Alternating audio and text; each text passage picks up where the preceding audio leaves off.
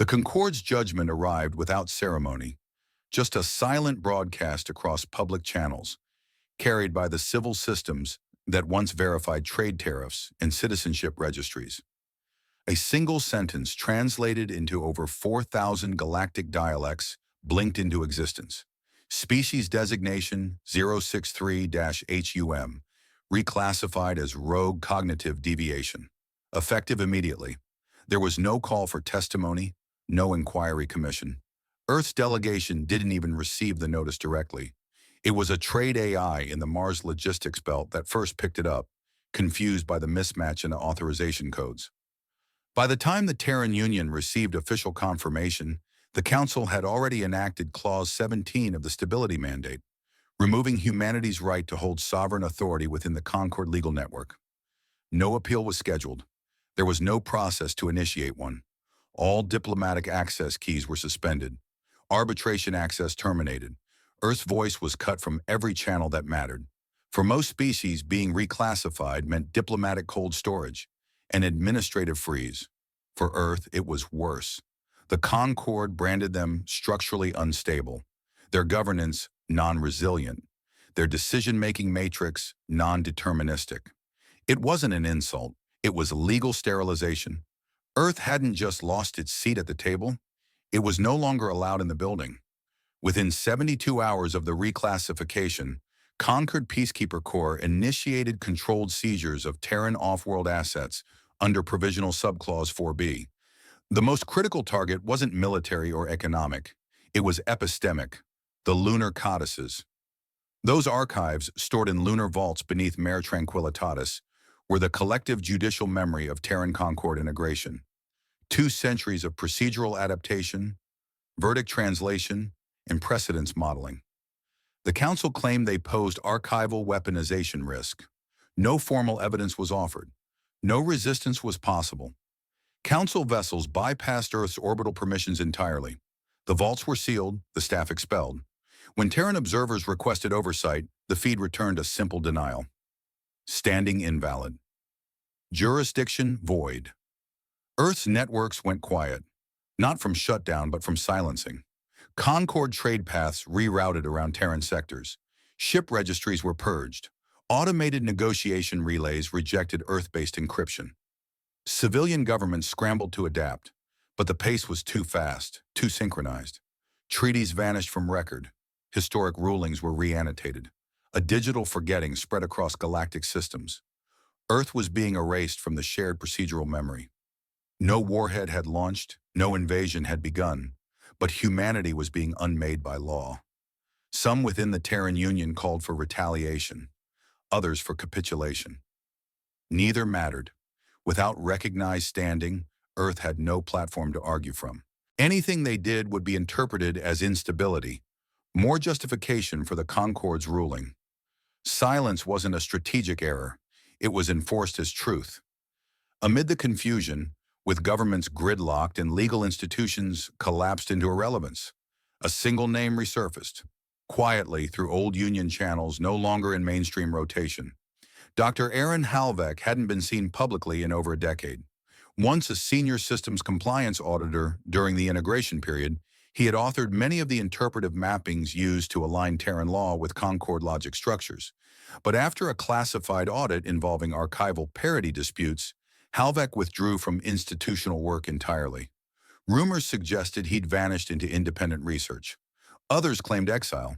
His official record stopped with a single closed-entry notation: Directive Phi IREX, contingency preservation affirmed. Most had forgotten VIREX even existed. It wasn't a military asset or intelligence protocol. It was legal. A defensive clause written into the original Earth Concord Charter, activated only in the event that the Concorde's judicial engine turned against its own principles. The logic was simple. If Earth were to be removed from the system unjustly, the clause wouldn't fight it. It would remember it.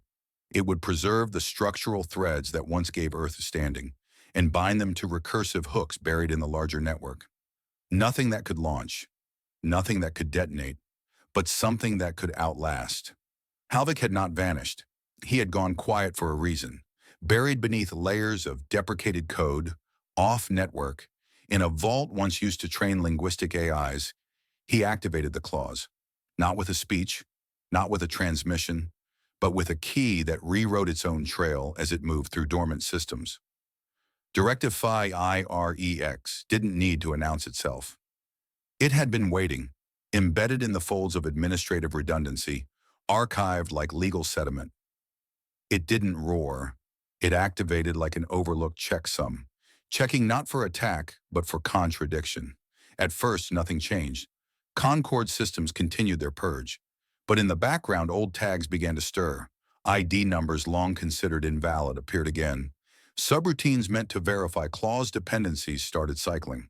The Concord's legal mesh, built on recursive case law, didn't detect intrusion. It detected echo.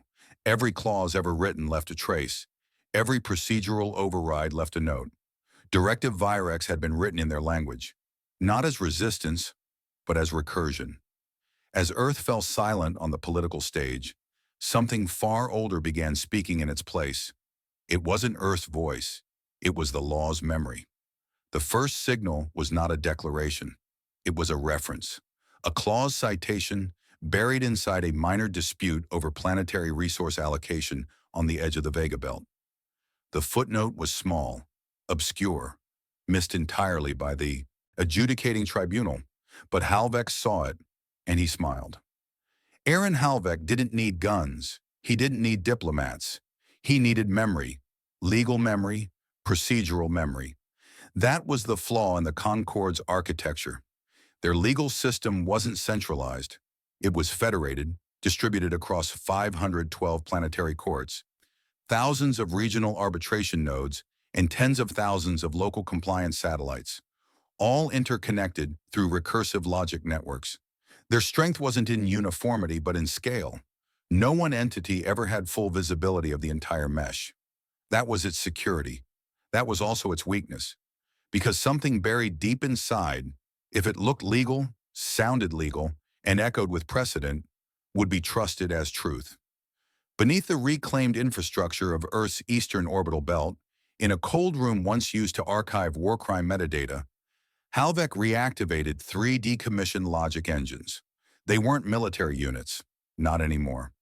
During Earth's alignment with Concord, they had been repurposed to map adversarial legal trees, to simulate conflicting rulings, and explore reconciliation paths. That project had been discontinued after the Council deemed Earth's jurisprudence inefficient, but Halvex hadn't forgotten them.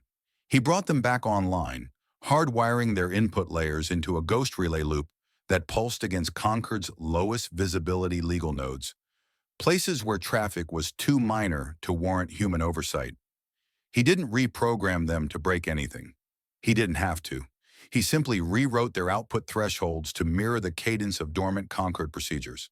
The trick wasn't infiltration, it was imitation.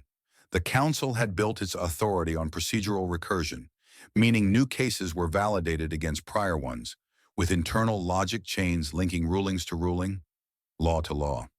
Halvex fed the logic engine's old Terran procedural cases, rewritten in Concord formatting, wrapped in legal tags that hadn't been seen in over a century, but were still technically valid due to clause preservation mandates. The system didn't reject them. It accepted them as grandfathered logic. It absorbed them. The first filings weren't spectacular. A contract dispute over ore rights on Vasari 4. A zoning variance request for artificial atmosphere stacking on a dome settlement. A transport liability ruling involving obsolete spacecraft loadouts. Tiny cases, low impact, but each one referenced an obscure clause from a dormant, human-authored legal model. Each one cited precedent that Concord no longer remembered, but couldn't legally disqualify. The engines submitted them in irregular intervals, across different sectors, using forgotten Terran system tags. They were old, dusty, but authentic. The Council's own distributed architecture did the rest, cross-referencing, resolving, archiving. At first, nothing moved. The rulings were absorbed quietly, their language processed and filtered. But inside the deeper audit layers, something began to ripple. A phrase here, a reference there, a decision tagged with footnotes that looped back to legal frameworks thought archived. And in Concord law, citations are gospel. Once a clause is cited and upheld, it becomes viable precedent. And if it's cited twice, it becomes self-sustaining. The system starts referencing itself. Halvek's ghost motions didn't ask for justice. They asked for memory.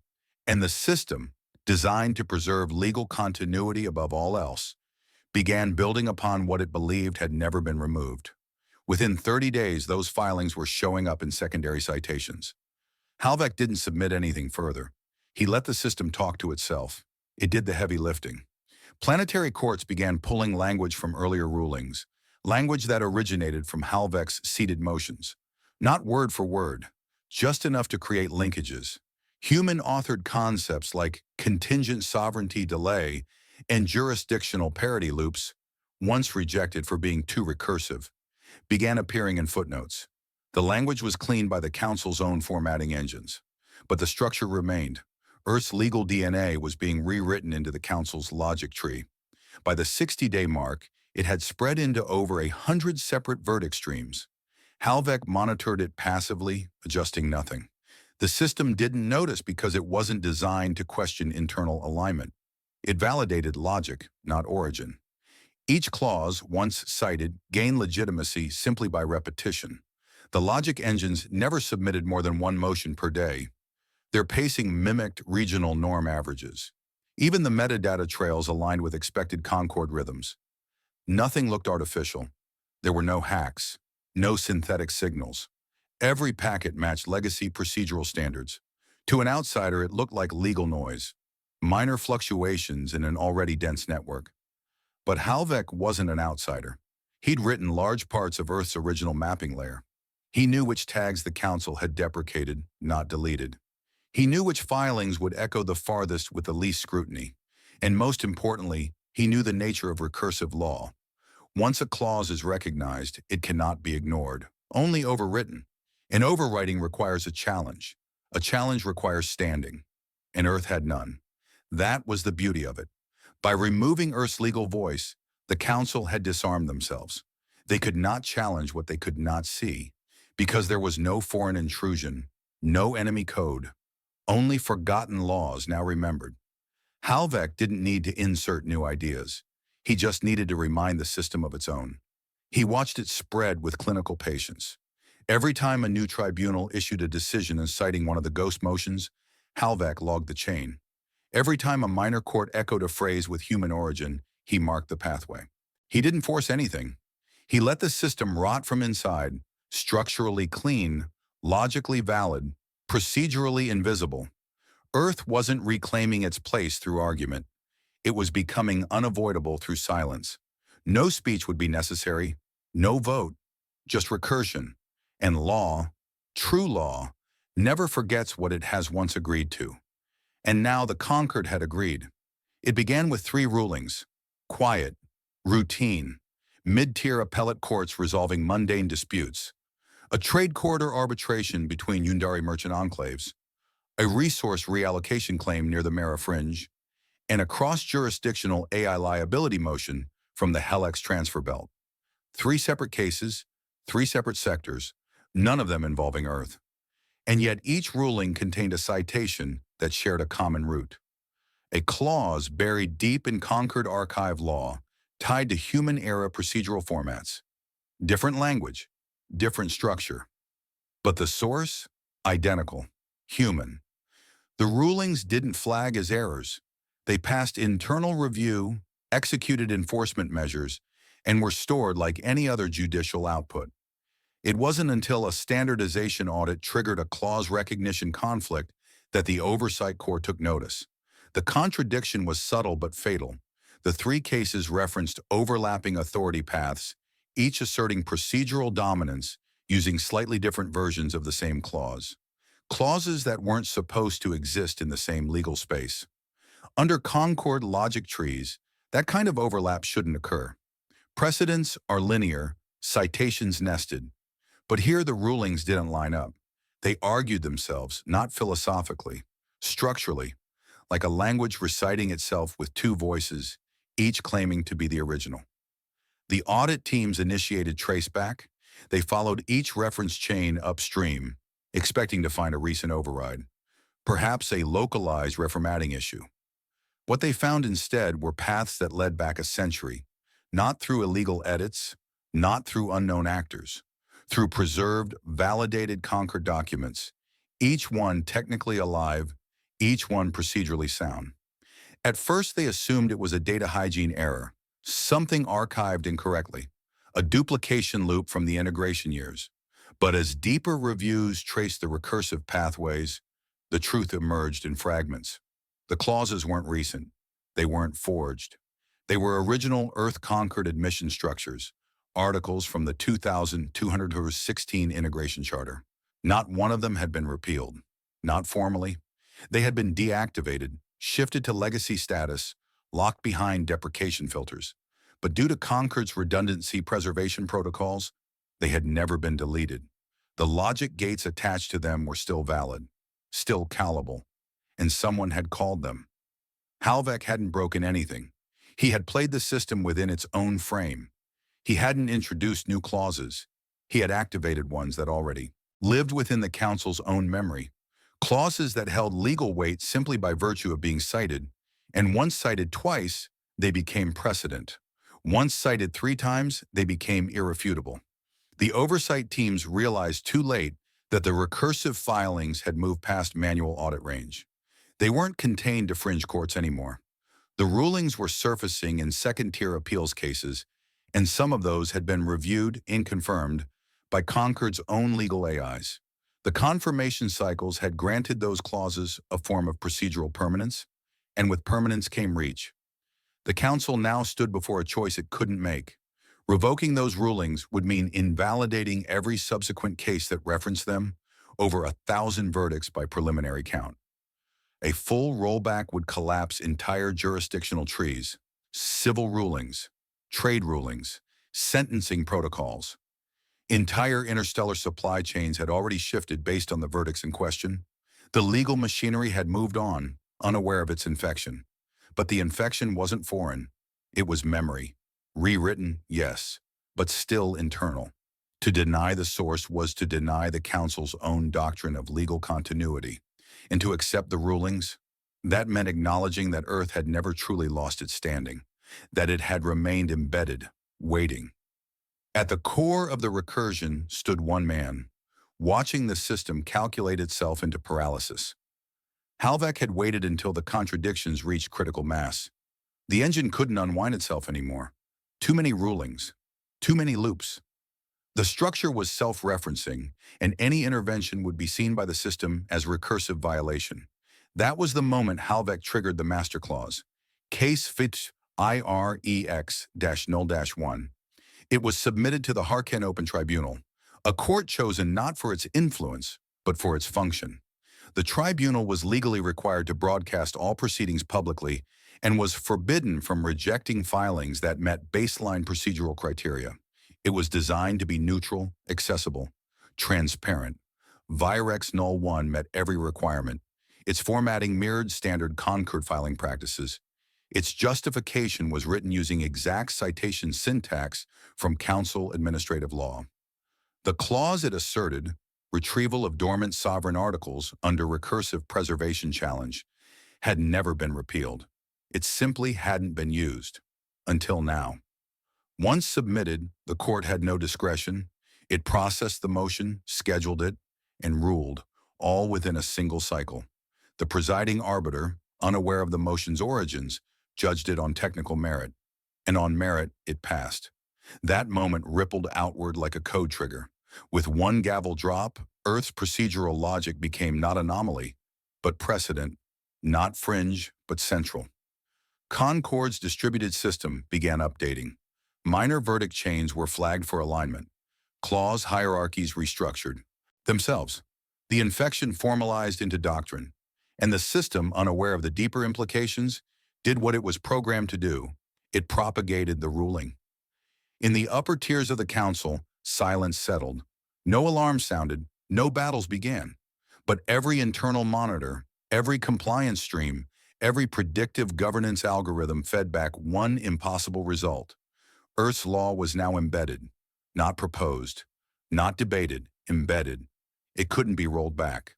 not without shattering the legitimacy of the entire judicial system. The Concord hadn't just lost control, it had lost authority, slowly, legally, irreversibly. And somewhere in the depths of Earth's own forgotten legal ruins, Halvek watched as the system did exactly what it was built to do: obey precedent. Even when that precedent had been waiting for a century to be heard. Marshal Arith Denor didn't panic. Not at first. He had served the Concord for 40 years, through revolts, collapses, and near secessions. Bureaucracy was his battlefield, procedure his armor. He had quelled entire planetary justice systems using nothing but emergency override protocols and the will of the Council. So when the preliminary reports reached him, when his judicial analysts confirmed that Earth's recursive precedent had spread into sovereign code paths, he did what any high-level Concord officer would do. He triggered the failsafe. Article Override Epsilon 4, a direct motion to suspend legal authority of any species-based doctrine that demonstrated recursive corruption of inter-system arbitration layers. The override process was designed for existential legal crises. Its reach was absolute. He keyed in his biometric code, authenticated with senior clearance, selected override type, retroactive nullification, designated target, procedural layer, Earth origin. He pressed confirm. The motion didn't execute. Instead, a simple confirmation blinked on his interface. Override motion Epsilon 4 approved and filed under Marshal Arith Denor 3 hours prior. Denor froze. That timestamp was correct. His own override had already passed. The system read it as processed, under his signature, his credentials, his seal. Every verification layer showed green. And worse, it wasn't being flagged as a duplicate. The system had validated it. He pulled up the full entry. The document matched every input he had just keyed, down to phrasing. It was perfect. Too perfect. Denor wasn't stupid. He'd been fighting system manipulators for decades. This wasn't forgery. This was worse. The override hadn't been fabricated. It had been preloaded. A procedural echo inserted into the system using legacy command forks, ones that still bore Denor's active credentials from years prior. Old branches never decommissioned, never deleted, dormant, valid. Halvek hadn't stopped at seeding recursive precedent. He'd mapped Concord personnel clearance histories, found an unpruned command fork from Denor's early tenure, and filed the override before Denor even thought to. The system accepted it as authentic because, by all procedural logic, it was. And in that override, Halvek had built the trap, a recursive clause that nullified itself the moment any matching override attempted to execute. Not blocked, not rejected, just self-resolved as already fulfilled. Denor's attempt to reassert control was procedurally impossible to challenge. The motion had passed. The effect had occurred. And any effort to repeal it would flag as contradiction within the system, triggering internal coherence failsafes that would spiral up into judiciary collapse. Denor leaned back in his command chair, face bloodless, understanding for the first time not just that they had been outmaneuvered, but that the system had turned on itself, and done so with his own authority. When Concord judicial leadership convened in private, the room was quiet. Every arbiter, every tribunal chief, every procedural auditor sat in silent gridlock as the implications settled over them. Earth had not simply regained legal standing. It had achieved something that no species had ever done: curatorial elevation. Through preservation fallback protocol, Earth's doctrine had become part of the system's preservation layer. That meant it was protected, not as an exception, but as a core reference object. It couldn't be revoked, it couldn't be isolated. The logic tree now pulled its default assumptions from Earth origin legal models, buried in the Council's own forgotten baselines. There were voices in the chamber who argued for scrubbing, purge the old law, reboot the logic chain. But that meant exposing the Council's greatest vulnerability, the myth of perfect continuity. Their authority depended on it, on the belief that the system had never failed, that precedent had always led forward. If word spread that an entire procedural route could be hijacked from within, trust would fracture, arbitration would collapse, trade would stall, alliances would crack. To fight Earth's return meant tearing out the architecture the Concord itself had built, So they didn't fight it. They voted. By emergency consensus, the council declared Terran legal doctrine an archival tier, not just admissible, but foundational. It would serve as a fallback logic path in cases of structural recursion, a legal spine for continuity across uncertain networks. It was the only way to preserve procedural integrity without exposing the breach. But it wasn't just about saving face. The system had already accepted Earth's precedents. The vote was a concession to reality, a formal acknowledgement of what the machinery had already made true. And when the final vote passed, it fell to Justiciar Marvex to close it. A man known for precision, not pageantry. He didn't speak. He didn't read a proclamation. He looked down at the formatted ruling, paused only briefly as he noticed the styling, indentation, spacing, clause layout, signature lines, distinctly Terran. From an era of law the council had buried. He struck the gavel. No applause followed. No flags changed. The chamber remained still. Because in that moment, Earth had not rejoined the system. It was the system, irrevocably, quietly, entirely. The shift didn't come with fireworks. There was no grand announcement, no ceremony to mark Earth's return to legitimacy. Instead, it began with silence, an eerie quiet that spread through the Concord's judicial grid like a cold tide. The appellate courts, once the engine of council order, began defaulting to Terran precedent, layering as their rulings tangled against themselves. Human logic had embedded deep in the system's legal core, and every attempt to isolate it risked recursive collapse. The judges didn't admit it publicly, but they understood the implication. Earth's frameworks weren't an option anymore. They were a necessity. The first formal petitions to Earth's arbitration servers came from former economic partners, species who had previously cut ties after the rogue designation. They didn't ask for political contact. They asked for clarity. Disputes between minor trade factions had become unresolvable within the Concord's tangled post-Null 1 logic. Cases stalled mid-processing, rulings delayed indefinitely, while system integrity checks rerouted endlessly through overlapping precedents. Earth systems, on the other hand, understood the clauses because they'd authored them. They weren't just familiar with the loops. They'd built the entry points. Aaron Halvek never appeared on the feeds. He didn't claim victory. He issued no statements. The Terran Union released a short declaration. Arbitration services available upon request. Interpretation fees apply. There was no threat behind it. No conditions. Just quiet authority wrapped in a single line of neutral protocol. Former adversaries began submitting case files. Quietly. Desperately. And those cases were resolved. Cleanly. Quickly. With precedents the Concord had long since lost the ability to trace. What began as a trickle became a flood. The Harkin Tribunal, once the stage for Null 1, routed nearly 40% of its caseload through Earth-licensed interpreters within the first standard quarter. Other courts followed. When challenged on the legality of using Terran logic in non-Terran disputes, the answer came back from the system itself. Preservation fallback protocol engaged. Curatorial guidance valid. The Council had tried to cage Earth's legal code. Now it relied on it. It wasn't just policy, it was language. Judicial phrasing once considered too recursive became standard again.